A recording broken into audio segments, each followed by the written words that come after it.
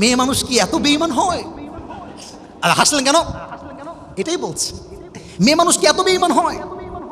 সব দিলাম, মন দিলাম, ভালোবাসা দিলাম, তাকেই চাইলাম, সে বেঈমানি করে এখন আরেকজনের বউ হয়ে গিয়েছে। এই জীবনের কোনো মানে নাই। আমি বললাম, রে বাবু, একটু বোঝার চেষ্টা করো। এবং এখানে আমার শ্রদ্ধাভাজন ব্যক্তিবর্গরা বসে আছেন, আপনারা আমার এই ওয়ার্ড, এই সেন্টেন্স, এই বাক্য, এই জুমলা মাইন্ডে নেবেন না। It's just for the young people, it's just for the young people. আমি একটা কথা আমার ব্যক্তিত্বের বাহিরে এসে বলছি, যেই মেয়ে তোমাকে রেখে তার স্বামীর সঙ্গে শুইতে পারে, বাচ্চা নিতে পারে, তো সে যদি মেয়ে হয়ে একটা বিয়ে করতে পারে, তুমি মরদ মানুষ, বেটা মানুষ।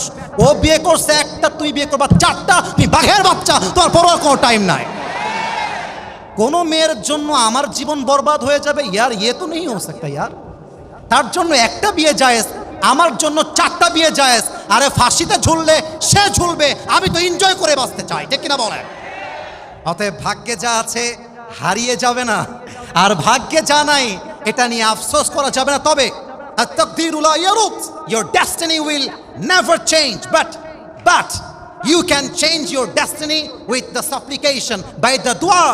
যেই বান্দা দোয়া করতে থাকে, আল্লাহ বলছে বান্দার দোয়ার মাধ্যমে আমি আল্লাহ বান্দার ভাগ্যটাও পরিবর্তন করে দেয়। সুবহানাল্লাহ পড়ে সবাই।